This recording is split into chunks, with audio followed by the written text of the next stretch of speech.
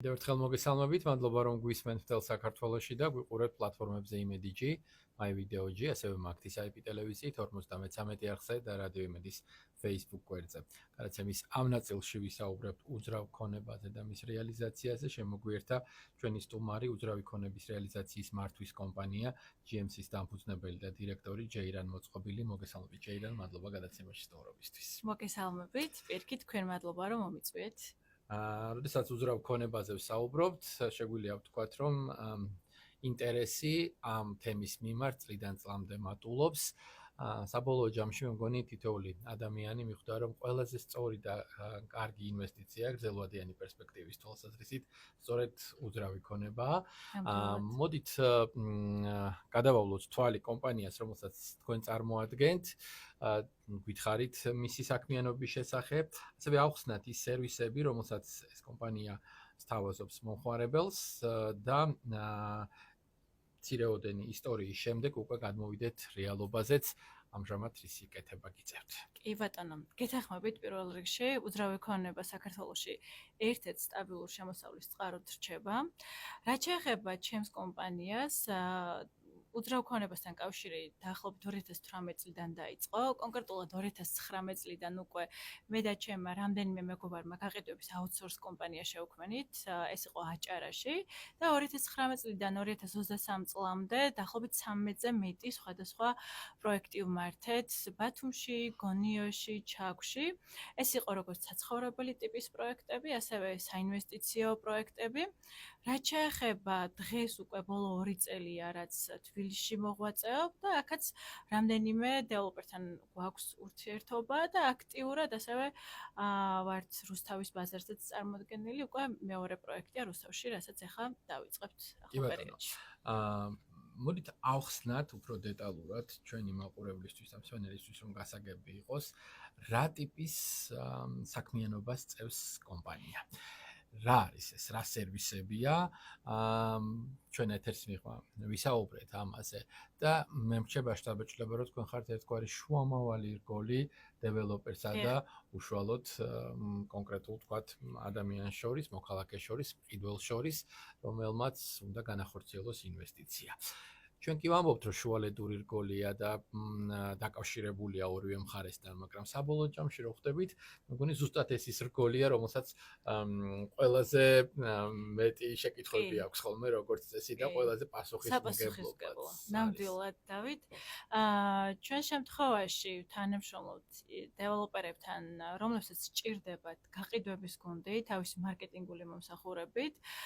ძირითადად ესენი არის ახალბედა დეველოპერები, რომლებსაც რამდენიმე პროექტი აქვთ და ასევე ისეთი დეველოპერები, რომლებიც ახლო მომავალში გეგმავენ სამშენებლო სფეროში ჩართვას. უფრო კონკრეტულად რომ გითხრათ, პირველ რიგში ვიწყებთ პროექტის კონცეფციის დამუშავებას. ყველა პროექტს აბსოლუტურად აქვს თავისი ინდივიდუალური მახასიათებლები. ამის შემდეგ უკვე დეველოპერთან ერთად ვჯერდებით დავით გაყიდვების სტრატეგიაზე. რა ფასად, როგორი გადახდის პირობით უნდა გაიყიდოს ეს პროექტი და უკვე ვსახავთ კონკრეტულ მარკეტინგულ სტრატეგიას და ვაფორმირებთ გაყიდვების გუნდს. ვინც კონკრეტულად აი ამ პროექტს უნდა მომისახუროს. აუცილებლად ყოველთვიურად დეველოპერთან ერთად ვაკეთებთ გაყიდვების ანალიზს, რეპორტინგს და საბოლოოდ ჩვენ ვიწყებთ პროექტის მართვას საძირკვლიდან და მიყვავს ბოლომდე, როდესაც დეველოპერი თავის ვალდებულებას ასრულებს და მომხმარებელს დათქმულვადებში გადასცემს ბინას. ფაქტობრივად სრულ ეტაპზე ვართ დეველოპერთან ერთად, ასე ვთქვათ, საწყისი და ბოლო უკვე დაახლოებით ეს პერიოდი რომ გითხრათ, ერთი პროექტის ჭრილში არის ხოლმე წელიწად ნახევრიდან 2 წლამდე პერიოდი, როცა ერთ კონკრეტულ პროექტს ვემსახურებით. დეველოპერებთან ურთიერთობა ერთი თემა იყოს და მეორე თემა მომხმარებელთან ურთიერთობა. რომელი უფრო რთულია, თქვენ უნდა გითხრათ, იმიტომ რომ მე როგორც ხვდები, ზუსტად ეს ის შუამავალი რგოლია, რაღაც პრეტენზიები რომ ჭდება ხოლმე მოქალაქეებთან დაკავშირებით და ადამიანებს, რომლებსაც რაღაც ვალდებულებები არ უსრულდება კონკრეტული შენაძენის შემთხვევაში, დეველოპერის ნაცვლად თქვენ რომ პასუხისგაცემა გიწევთ ხოლმე. ამგვარი არასასიამოვნო გამოცდილება ვფიქრობ ყოფილა და ახლაც არის, იმიტომ როგორ უნდა დავიძღვიოთ თავი, რა უნდა გავაკეთოთ იმისთვის, რომ ჩვენი საქმე წარმატებული იყოს ამ ბიზნესში, აი ესეც გითხარით თუ შეიძლება. კი ბატონო, ორივე მიმართულება რომ ავიღოთ, დეველოპერის ნაწილი და მომხმარებელთან ურთიერთობის ნაწილი, ჩემთვის არის ორივე ძალიან საპასუხისმგებლო. როგორც ახსენეთ, მქონია წარმატებული გამოცდილებაც და წარუმატებელი გამოცდილებაც. წარუმატებელ გამოცდილებაში გულისხმობ დაახლოებით 2019-20 წლებში გქონდა ბათუმში პროექტი, რომლის გაყიდვებიც პანდემიის პერიოდში საკმაოდ წარმატებით მიმდინარეობდა. ჩვენ იყავით გუნდი, რომელიც მიუხედავად იმ კრიზისული სიტუაცია, რაც ყველამ გამოვიარეთ, მაინც წარმატებით ახერხებდა თანამშრომლობას, აქტიურად ვაგრძელებდით კონკრეტულ პროექტზე მუშაობას და თვის განმავლობაში დაახლოებით 50-მდე ბინის რეალიზებას ვახდენდით. თუმცა ამ დეველოპერ შემთხვევაში მოხდა ისე, რომ პროექტი დეველოპერმა გააჩერა, დღემდე გაჩერებულ მდგომარეობაშია და სამწუხაროდ იმ მობინადრეებს ბინა ჯერ კიდევ ვერ გადაეცათ. ჩვენც გაყიდვების გუნდიც დაზარალებული აღმოჩნდით ამ მობინადრეებთან ერთად. გარდა მორალური ზიანის აქ ფინანსურ ნაწილზეც არის საუბარი, რომელიც დღემდე მართებს ჩემი კომპანიის მიმართ ამ კონკრეტულ დეველოპერს. ამიტომ ძალიან რთული იყო საწყის ეტაპზე, როდესაც ჩვენ საქმიანობა დავიწყეთ, განგვესაზღვრა თუ ვისთან უნდა გვეთანამშრომლო, რა კრიტერიუმებით და ასე შემდეგ. თუმცა დღეს უკვე 6 წლის შემდეგ ძალიან ფრთხილად ვარჩევ თითოეულ დეველოპერს, ვისთან უნდა ვითანამშრომლო, რადგან მეტი წილი პასუხისმგებლობის გადმოდის ჩვენზე მობინადრეებთან. მე მყავს მომხმარებლები, დავით, რომლებიც დღესაც დამიწყია ურთიერთობა 2019 წელს, 2020 წელს და მეკითხება თუ სად განახორციელოს ინვესტიცია, კონკრეტულად რომელ პროექტში და აუცილებლად ყოველთვის ვცდილობ, რომ ამ ადამიანებს დავახმარო, სწორი კონსულტაცია გავუწიო, რომ სწორი მიმართულება აიღონ. ამიტომ ორივე ნაწილი რომ შევაჯამო ჩემ მხრიდან, ორივე დეველოპერის ნაწილიც და მომხმარებლის ნაწილი არის ძალიან საპასუხისმგებლო. ერთადერთი, როდესაც დეველოპერი დღეს მით უმეტეს ესეთ კონკურენტულ არიან გარემოში იწყებს ამ სფეროში გამოცდელი ახალბედაა და უნდა რომ ბაზარზე გამოჩნდეს და მისი პროექტი იყოს წარმატებული და სწრაფად რეალიზებადი. პირველ რიგში ვურჩევდი, რომ მოინიშნოს ისეთი დეტალები, როგორიც არის სანდოობა, ხარისხი, საფინანსო ნაწილი კონდეს დაალაგებული და შემდეგ უკვე ჩვენ გაყიდვების გუნდი ყველაფერს ვაკეთებთ, რომ გავამართლოთ ნდობა მომხმარებელთან. უშუალოდ მომსახურება მაღალხარისხიანი იყოს, პროფესიონალური იყოს, ეს ჩვენზეა დამოკიდებული. თავარია დეველოპერიც ამ ნაწილში გამოვყვეს, ასე ვთქვათ. მოკლედ, მეტი წილი პასუხისმგებლობა, რა თქმა უნდა, არის დაკისრებული დეველოპერზე, თუ რამდენად გაამართლებს ის იმედებს და რამდენად იქნება პროექტი ისეთი, როგორი კონცეფციითაც ჩვენ მას ბაზარზე წარვადგენთ. როცა საქმე გვაქვს, თქვათ, სანდოობასთან, გარკვეულ ბრენდთან, იმიჯთან, აქ ხვდებით, რომ მისი რეალიზაცია ნაკლებად პრობლემური უნდა იყოს, მაგრამ როცა გამოუცდელია კომპანია და პერსონები ამ საქმიანობაში, სწორედ თქვენ ხართ ის გუნდი, რომელმაც უნდა ჭყალებში შეფუთოს ეს ყოველივე და მიაწოდოს საზოგადოებას. აი რა ტიპის აქცენტები გეთება, როცა გარკვეულ, ასე ვთქვათ, გეგმას სახავთ, პროექტს აკეთებთ იმისთვის, რომ ის წარმოჩინდეს. რა აქცენტებია, რისი გათვალისწინება გიწყოთ? კი ბატონო, როგორც წეღან აღვნიშნე დავით, დღეს უკვე ძალიან ფრთხილად ვუდგებით თითოეულ დეველოპერს და ვიკვლევ რა გამოცდილება აქვს ამ კონკრეტულ დეველოპერს, რა გაუკეთებია და საერთოდ როგორი ტიპის პროდუქტი უნდა რომ შექმნას. იმიტომ რომ ხშირ შემთხვევაში არის ხოლმე, როდესაც ჩვენი და დეველოპერების ინტერესი ცდება ერთმანეთს და ვცდილობ რომ ამ ტიპის დეველოპერთან აღარ დავიჭირო ურთიერთობა. რაც შეეხება უკვე ისეთ პროექტთან, როდესაც პროდუქტი საინტერესოა ჩემთვის, ვფიქრობ რომ ჩვენი გუნდი მის რეალიზებას შეძლებს. მნიშვნელოვანი ეს არის ხარისხი აუცილებლად. მეორე მნიშვნელოვანი არის ფინანსური ნაწილი. მოგეხსენებათ, დღეს გაყიდვებზე მხოლოდ პროექტი ვერ იქნება დამოკიდებული, ამიტომ დეველოპერს ზუსტად უნდა ქონდეს ფინანსური გათვლა გაკეთებული. ეს იქნება პარტნიორი ბანკის მხარდაჭერით თუ თავისი ფინანსებიდან გამომდინარე. ეს არის ძირითადი ორი ნაწილი და შემდეგ უკვე სწორი გაყიდვების სტრატეგიით შესაძლებელი არის, რომ ჩვენ მთლიანი, ასე ვთქვათ, სწორი შეფუთვა გავაკეთოთ. მოკლედ ეს არის ორი მნიშვნელოვანი ნაწილი, როგორც გითხარით.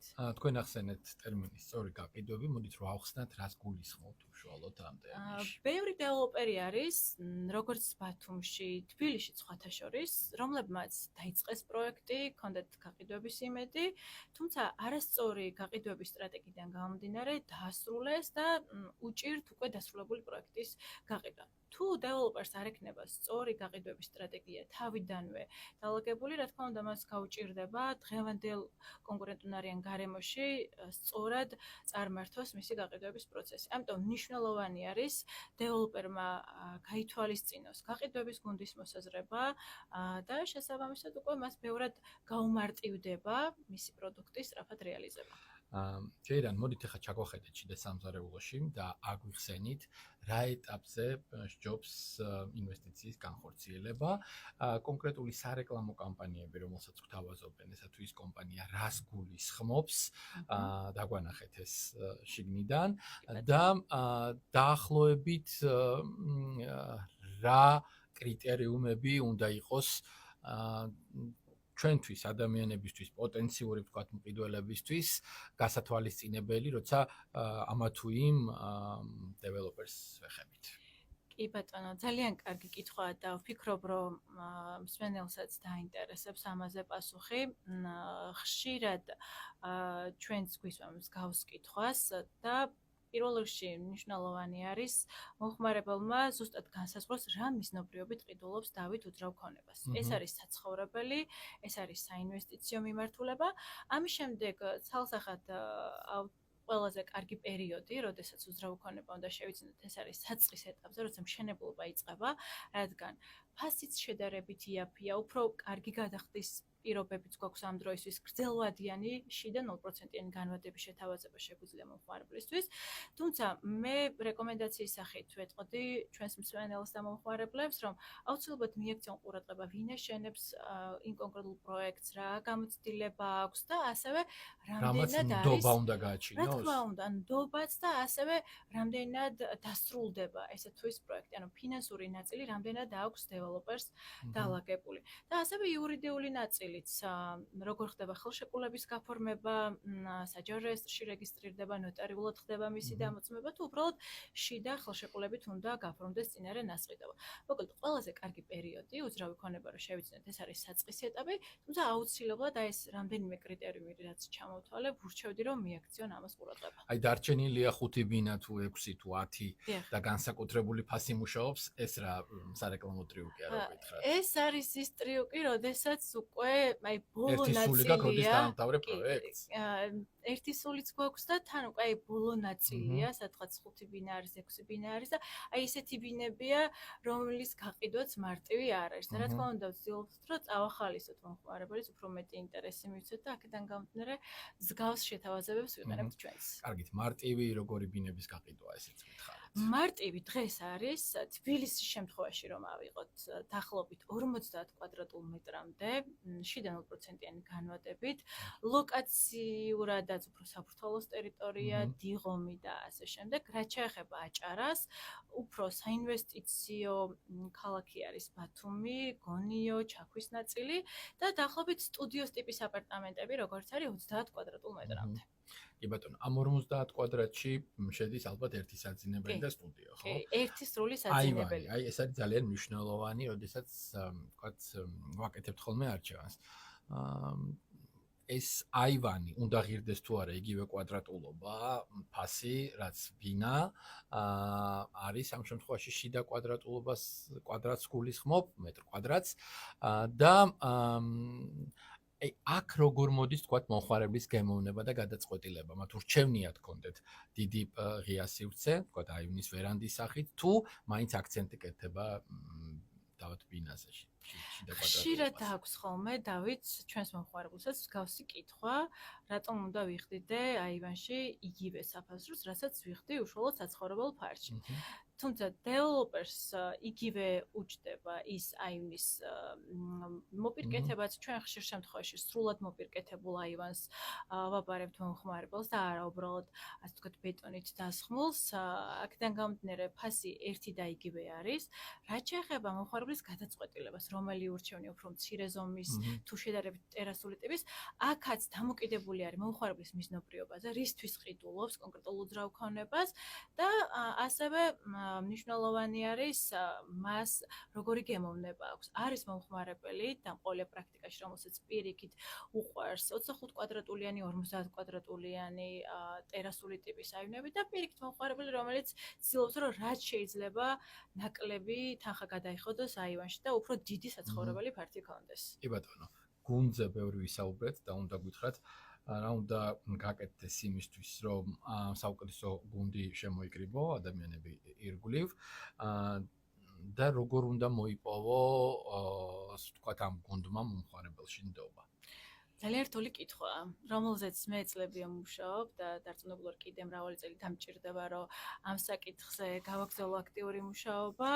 პირველ რიგში გაყიდვები ისეთი სფეროა, რომ მომხმარებელთან უნდა გსიამოვნებდეს ურთიერთობა, გიყვარდეს, გაინტერესებდეს, მუდმივად უნდა აკვირდებოდე რა ხდება ბაზარზე, როგორც საქართველოში, ასევე მსოფლიოში და გრძნობდე, რომ შენ ამ საქმის ნაწილი ხარ. მე ყოველთვის ვცდილობ, რომ ჩემი გუნდის წევრებში ჩავდო ეს мотиваცია, ეს დამოკიდებულება, რადგან გაყიდვები არ არის სტაბილური სამსახური, დილის 10 საათზე დავიწყოთ და საღამოს 6 საათზე დავასრულეთ. ეს არის ძალიან ცოცხალი პროცესი, შესაძლოა მომხმარებელთან შეხვედრა ჩავნიშნოთ შაბათს, შესაძლოა მომხმარებელთან ჩავნიშნოთ შეხვედრა საერთოდ არასაქმიან, არაფორმალურ გარემოში. ამიტომ ეს საქმე უნდა უყვარდეს ადამიანს და ეხლა თბილისში ზუსტად ამ მიმართულებით მუშაობ, რაც მეორე წელია გადმოვედი, რომ ყავდეს თუნდაც რამდენიმე კაციანი, მაგრამ ისეთი ადამიანებსგან შემდგარი გუნდი, რომელშიც ეს იგრძნობა, ისე როგორც ჩემში. რაც შეეხება თვითონ სამოვლო განვითარების კუთხით, აუცილებლად მინდა რომ ისეთი დეველოპერები შემოვიკრიბო, რომელიც განსხვავებული კონცეფციის პროექტებზე იმუშაობენ, ხარისხის თვალსაზრისით იქნება საინტერესო და მეც რაღაც გარკვეულ წვლილს შევიტან უძრავი ქონების სექტორში ჩემი მხრიდან. გარკვეული წლები თქვენ მოგიწია თქვენი საქმიანობა აჭარაში, ბათუმში, ახლა თბილისში გადმოხვედით. რა განსხვავებებია? რა გვიხსნათ ამ ძალიან დიდი განსხვავება ამ ორ ქალაქს შორის. ბათუმში უმეტესი ნაწილი უფრო საინვესტიციო ტიპის პროექტები შენდება. შესაბამისად, იქ მუდმივად გვიწევს ვიმუშაოთ ამ მიმართულებით. თბილისში შედარებით უფრო ადგილობრივი მომხმარებლიდან არის მეტი დაინტერესება. შესაბამისად, საცხოვრებელ ტიპის პროექტზეც უფრო მეტი მოთხოვნა არის. ამიტომ რომ შევადაროთ ეს ორი ქალაქი, ბათუმში ბევრად რთულია იმუშაო გაყიდვების მიმართულებით. ანუ თბილისში უკეთესი გაყიდვების ტენდენციაა ვიდრე ბათუმში? კი. იმიტომ რომ სამხმარებლო ბაზარი ბევრად განსხვავებულია თვითონ ადგილობრივი მომხმარებლის რაოდენობიდან გამომდინარე. ტენდენციას რასაც ვაკვირდებით, მოთხოვნა არის უძრავ ქონებაზე.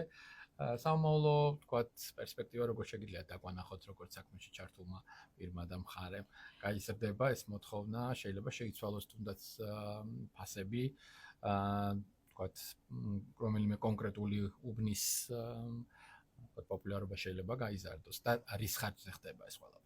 კი ბატონო.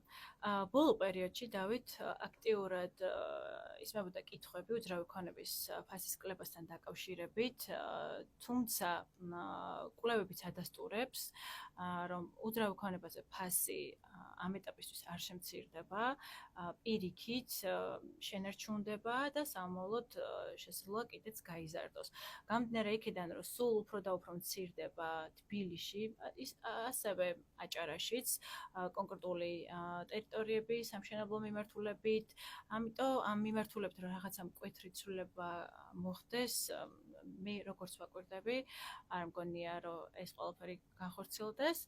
რაც შეეხება სამომავლოდ, პირიქით, დეველოპერები ცდილობენ უფრო და უფრო მეტად გაუმჯობესონ საკუთარი პროდუქტები, ეს იქნება ხარისხის თვალსაზრისით, მომსახურების მრავალფეროვნების თვალსაზრისით და მომხმარებელს შესთავაზონ, რაც შეიძლება უფრო მეტად მათი მოთხოვნებიდან გამომდინარე შესაბამისი პროდუქტი და პირიქით უფრო და უფრო დაიხვეწება ეს სფერო და ეს მიმართულება. დიდი მადლობა წარმატებებს გისურვებთ. ჯეირან მოწყობილი, უძრავი ქონების რეალიზაციის მართვის კომპანია GMC-ის დამფუძნებელი და დირექტორი საუბრობდა პირდაპირ ეთერში. ჩვენ უძრავ ქონებაზე და მის რეალიზაციაზე ვისაუბრეთ. მადლობა გადაუხადოთ ჩვენს მსმენელს და მაყურებელს დათმობილი დროისთვის.